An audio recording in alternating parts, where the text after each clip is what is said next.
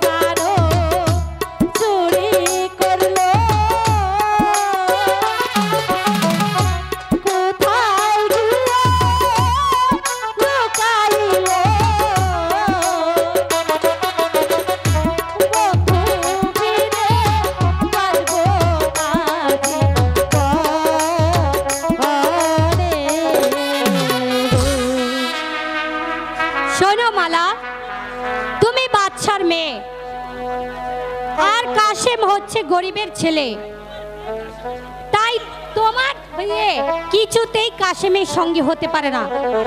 যদিও হয় তাহলে কোন রাজপুত্রের সাথে হবে, আর তুমি সুখেও থাকতে পারবে। কত দাস দাসী তোমার সেবা যত্ন করবে। চাই না আমি টাকা পয়সা